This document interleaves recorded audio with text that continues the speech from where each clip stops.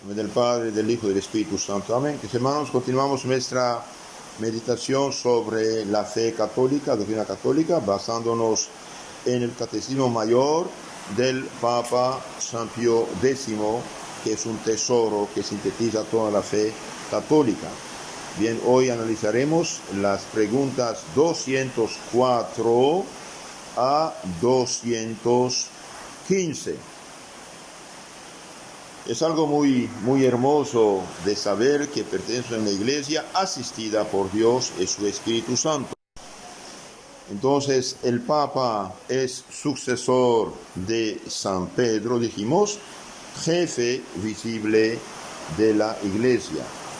Cuando define un dogma de fe o de moral, no puede equivocarse porque ejercita su suprema autoridad como pastor supremo de la iglesia. Entonces el Papa, dijimos, es infalible solo cuando, en calidad de pastor y maestro de todos los cristianos, y en virtud de su suprema y apostólica autoridad, define que una doctrina acerca de la fe o de las costumbres debe ser abrazada por la Iglesia universal.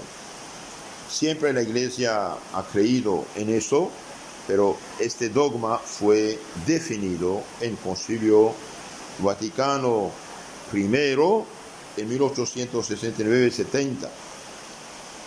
Ahora, al definir que el Papa es infalible, ¿ha establecido la Iglesia alguna nueva verdad de fe al definir este dogma de la infalibilidad?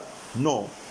La Iglesia no ha establecido ninguna nueva verdad de fe al definir que el Papa es infalible, sino solamente ha definido para oponerse a los nuevos errores que la infalibilidad del Papa contenida en la Sagrada Escritura, en la tradición apostólica, es una verdad revelada por Dios y por consiguiente que ha de creerse como dogma o artículo de fe. Es decir, es una verdad revelada por Dios. Cuando el Papa, en virtud de su suprema autoridad apostólica, define una doctrina acerca de la fe o de las costumbres, y que esta verdad debe ser creída por la Iglesia universal.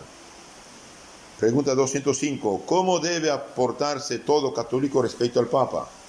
Todo católico debe reconocer al Papa como Pedro, porque el Papa es Padre confirmado, por lo tanto debe reconocerlo como Padre, Pastor y Maestro universal y estar unido con él de entendimiento y corazón. ¿Quiénes son, por institución divina, los personajes más venerados de la Iglesia después del Papa?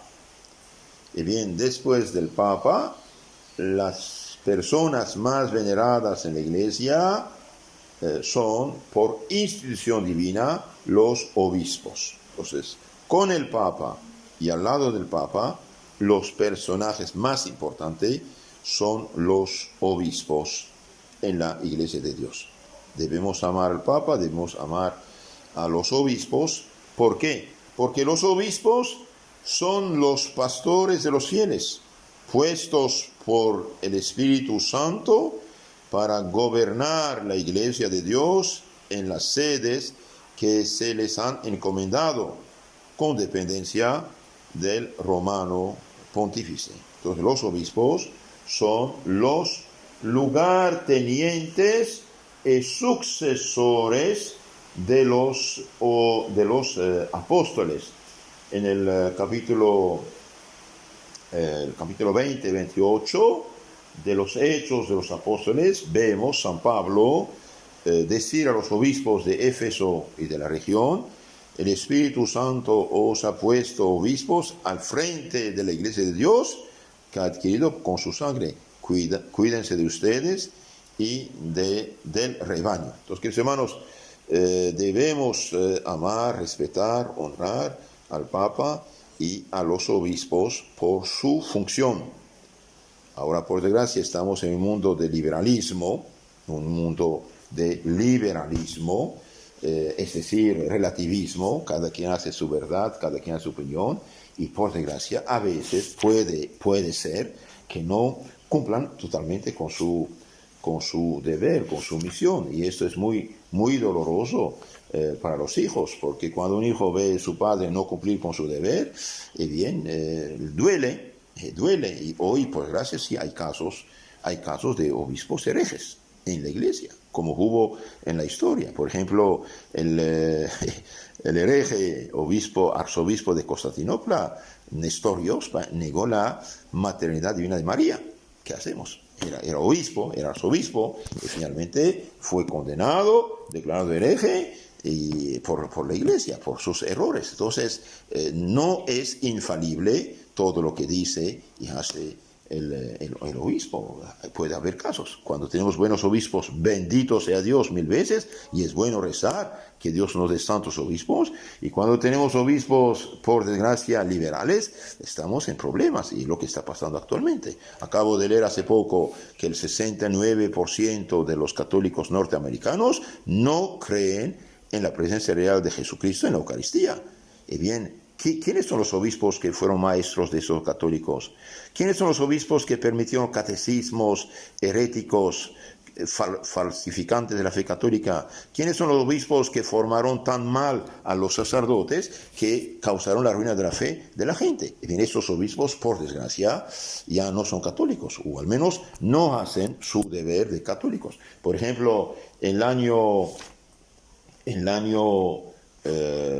68, 7 de diciembre de 68, el Papa Pablo VI, las lágrimas en los ojos, dijo que la Iglesia se encuentra en una hora inquieta de autocrítica, o mejor dicho, de autodemolición. Es como una inversión aguda y compleja que nadie se habría esperado después del concilio. La iglesia está prácticamente golpeándose a sí misma. ¿Qué hacen los obispos en ese momento? Eso significa mucho. La iglesia se golpea a sí misma, es decir, se destruye. Perdimos quizás 100.000 sacerdotes, más de 100.000 monjas, millones y millones de católicos. Todas nuestras parroquias, antes a 98% católicas y más, están plagadas de sectas. ¿Qué hacen los obispos? ¿Qué hicieron los obispos? ¿Qué hacen sus ayudantes, los sacerdotes? Entonces, sí, los obispos son los personajes más venerados después con el Papa y al lado del Papa, pero si no cumplen con sus deberes, Dios mío, en que recemos mucho por ellos y sepamos, cuando un obispo predica algo que contradice la fe, ya ese obispo no es católico, aunque lo diga. El mismo Papa Pablo VI, el año 1972, 30 de junio, dijo que tenía la sensación de que por alguna rendija se ha introducido el humo de Satanás en el templo de Dios. Eso es sumamente grave. ¿Qué es el humo de Satanás? Son todos los errores, herejías actuales en materia de fe, de moral, de culto, que están enseñadas y practicadas en la iglesia. El mismo Papa Juan Pablo II, dijo una cosa tremenda que vale oro. Dijo el 7 de febrero 1981, en el Observatorio Romano, dice: se han esparcido a manos llenas ideas contrastantes con la verdad revelada, enseñada desde siempre. Se han propagado verdaderas y propias herejías en el campo dogmático y moral, creando dudas, confusiones, rebeliones, y se ha manipulado la liturgia. Inmersos en el relativismo intelectual y moral, y por eso en el permisivismo, los cristianos hoy se ven tentados por el ateísmo, etcétera, etcétera. Un cristianismo sin dogma y sin moral definida. Eso es una catástrofe. Entonces, con todo respeto y amor a los obispos, yo pido por ellos, pero tenemos que decir, hay unos que no cumplen con su deber. ¿Por qué? Porque fueron formados en una teología y una filosofía que no es católica. Ahí está el problema. Todo lo que llamamos el modernismo. Por eso les aconsejo leer la encíclica Pascendi del Papa San Pío X de 1907. Pregunta 208. ¿Qué es el obispo en su diócesis? El obispo en su diócesis en su propia diócesis, es el pastor legítimo, el padre, el maestro, el superior de todos los fieles, eclesiásticos y seglares que pertenecen a la misma iglesia. ¡Qué maravilla! ¡Qué maravilla! Y insisto, recemos por los obispos para que cumplan con su oficio de pastor, padre, maestro de todos los fieles y sacerdotes. ¿Por qué llamamos al obispo pastor legítimo? Llamamos al obispo pastor legítimo porque la jurisdicción, esto es, el poder que tiene de gobernar a los fieles de la propia diócesis, se le ha conferido según las normas y leyes de la Iglesia. Entonces, el obispo es sucesor de los apóstoles frente a tal o tal diócesis. ¿De quiénes son sucesores el Papa y los obispos? El Papa es sucesor de San Pedro, príncipe de los apóstoles, y los obispos son sucesores de los apóstoles en lo que mira el gobierno ordinario de la Iglesia. ¿Debe el fiel estar unido a su propio obispo? Sí, todo fiel, ya sea eclesiástico o seglar, debe estar unido de entendimiento y de corazón con su propio obispo, en gracia y comunión con la sede apostólica. Ahora, si el obispo quiere hacer cosas a su modo, ya no respeta ni la fe, ni la liturgia, ni la moral, ahí ya no, porque él mismo desobedece a su propia función y su deber.